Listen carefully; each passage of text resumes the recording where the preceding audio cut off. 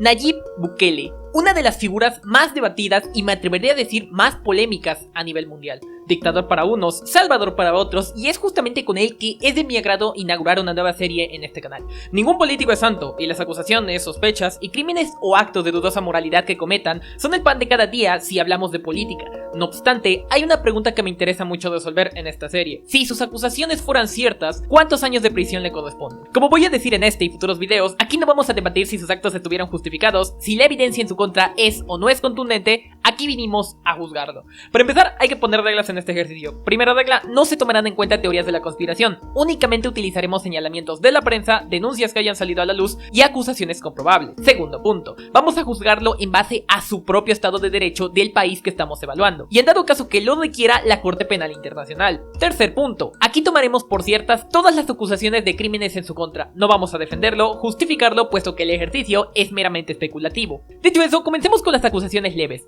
En junio de 2022, en sus primeros meses de gobierno, Bukele nombró varios familiares cercanos a su administración. Por ejemplo, designó a su tío Miguel Quetán como secretario de Comercio, a su hermano Yavin Bukele frente del INDES, a su primo Guillermo Hasbun presidente del CIFCO, a su cuñada Arena Ortega embajadora espacial. Esto contradecía su promesa de acabar con el nepotismo en la política. El nepotismo, sin embargo, no está tipificado hoy como delito penal en El Salvador, solo en la ley ética de gubernamental que prohíbe la contratación discrecional de parientes, imponiendo sanciones administrativas, en este caso serían multas. En 2020 los diputados de El Salvador sí que propusieron añadir al Código Penal un artículo para sancionar el nepotismo de 5 a 8 años de cárcel, pero este artículo sin embargo no se aprobó, por lo tanto jurídicamente no hay delito que perseguir, solo se califica como falta ética o un conflicto de intereses, pero dado que estamos aquí para juzgar y no para defenderlo, si existiera hoy alguna acusación que procediera en contra de Bukele por nepotismo, le corresponderían en el mejor de los casos una multa de 12 salarios mínimos, que estoy más que seguro que sin ningún problema pagaría. Ok, algo que me faltó agregar justamente en el video y que me di cuenta en la postproducción es de que no es el único crimen que la familia de Bukele ha cometido. También la familia de Bukele tiene otros crímenes de los que se les puede acusar,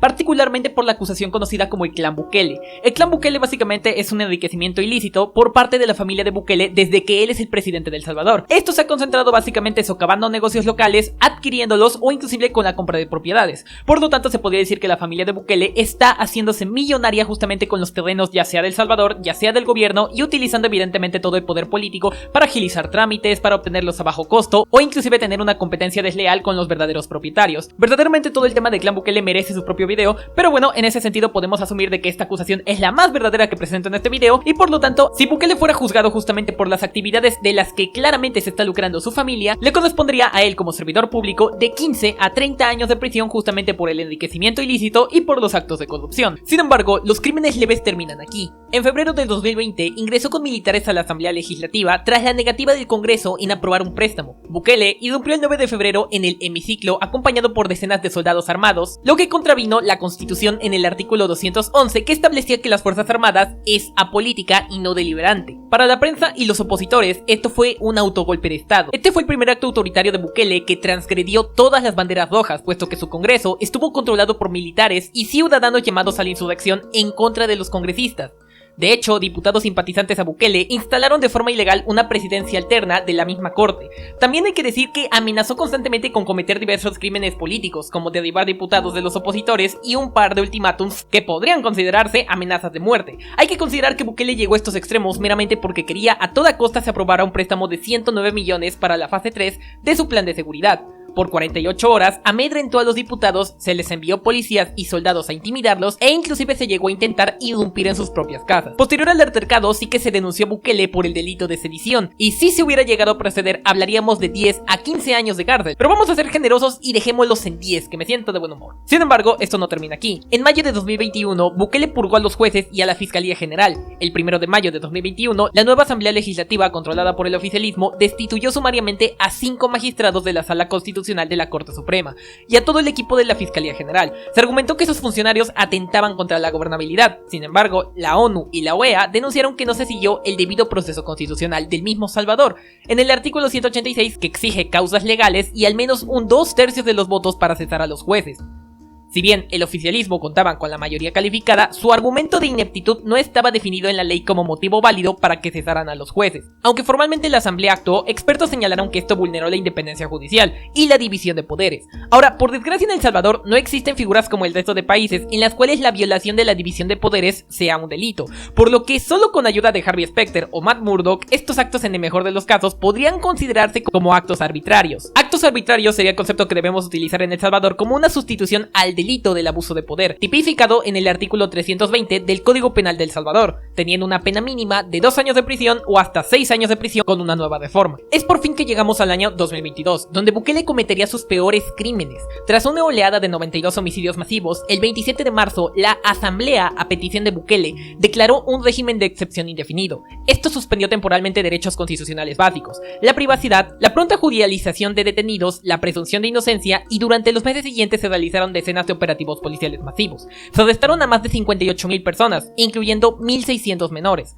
ONGs y la prensa documentaron abusos sistemáticos, detenciones arbitrarias, torturas, desapariciones forzadas y varias muertes bajo la custodia policial. Un informe del HRW en diciembre de 2022 señaló que Bukele como comandante ha incentivado los abusos al respaldar públicamente a sus fuerzas y descalificar a los jueces y fiscales que cuestionan la represión, declarando en sus palabras que ellos podían detener a quien ellos quisieran. El estado de excepción que hizo Bukele sí está contemplado dentro de la Constitución, en el artículo 29, y fue declarado legalmente por la Asamblea. Bajo esa figura, se permitió detener sin orden judicial y demorar con las audiencias. Sin embargo, su constitución prohíbe expresamente la tortura, los actos inhumanos y la detención arbitraria, salvo en los casos estrictos previos. En el Código Penal, la tortura por parte de un funcionario público es delito con una pena de 3 a 6 años. Hay numerosos testimonios de tortura. Aun cuando el régimen excepcionó la norma de prisión preventiva, nada autorizaba violar los derechos inviolables como una integridad física. Suponiendo que un nuevo gobierno entrara a El Salvador y se acreditara, además de las detenciones, los actos de tortura, que esta fuera sistemática,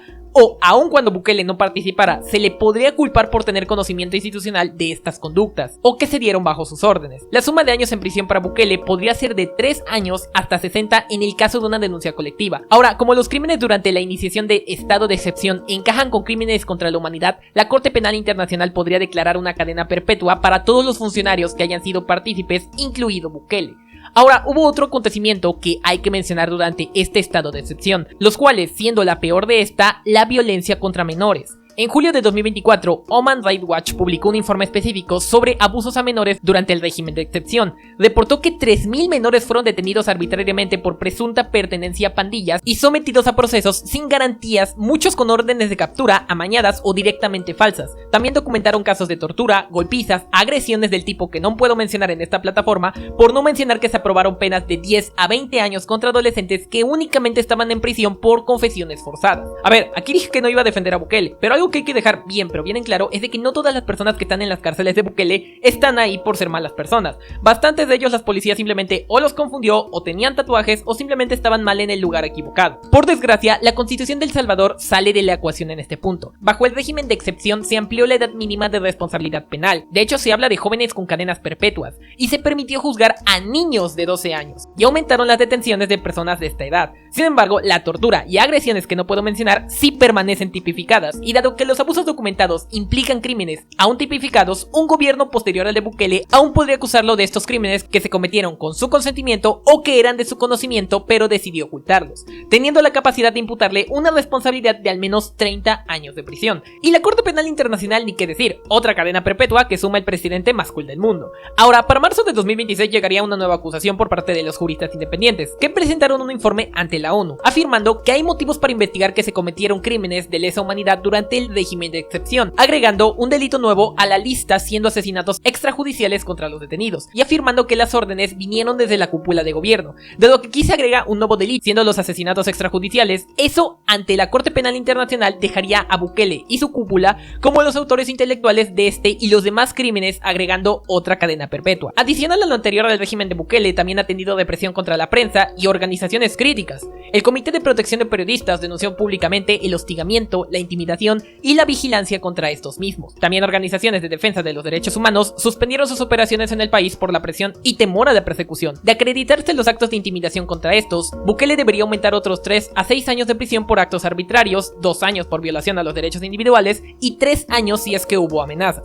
Finalmente, la acusación más reciente hacia Bukele y también la más fuerte es una serie de acusaciones que, durante su gobierno, funcionarios salvadoreños habrían negociado en secreto con líderes del MS-13 y Barrio 18 para reducir los homicidios y obtener el apoyo político. El punto de mayor peso público llegó en diciembre de 2021, cuando el Departamento del Tesoro de los Estados Unidos afirmó en 2020 que la administración de Nayib Bukele dio incentivos financieros y privilegios carcelarios a las pandillas, y que a cambio buscó mantener baja la violencia y conseguir respaldo para su agrupación política en las elecciones. La controversia creció porque la caída de los homicidios en El Salvador fue sumamente sospechosa y demasiado fuerte. Desde que Bukele llegó al poder en 2019, eso alimentó la sospecha sobre un arreglo clandestino. Reuters informó que los rumores sobre una tregua resurgieron cuando los asesinatos bajaron cerca del 50% en el primer año de su mandato, y que en 2021 la tasa había descendido a 17 de cada 100.000 personas frente a 51 asesinatos en 2018. Bukele no había sido el primero. Gobernantes anteriores de distintos signos políticos también habían sido acusados de pactar con las pandillas,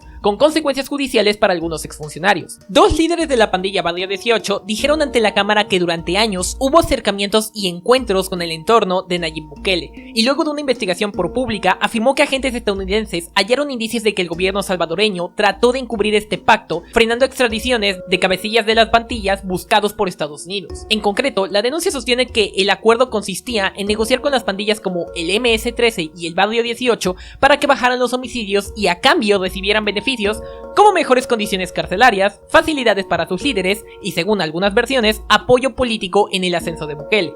Reuters ya había reportado esto en 2021, que Washington acusó a funcionarios salvadoreños de ofrecer dinero y condiciones penitenciarias más laxas a cambio de la reducción de violencia y respaldo político. Bukele ha negado siempre la existencia de un pacto y respondió a esas revelaciones mostrando imágenes de pandilleros encarcelados y burlándose de la acusación. Ahora, de ser cierta esta acusación, para Bukele estaría cometiendo múltiples delitos, entre los que se cuentan agrupaciones ilícitas, negociaciones ilícitas, actos arbitrarios, encubrimiento, incumplimiento de deberes y corrupción, los cuales, si asumimos la culpabilidad de todos, nos daría una pena de al menos 18 años de cárcel y una máxima de 37 años de cárcel.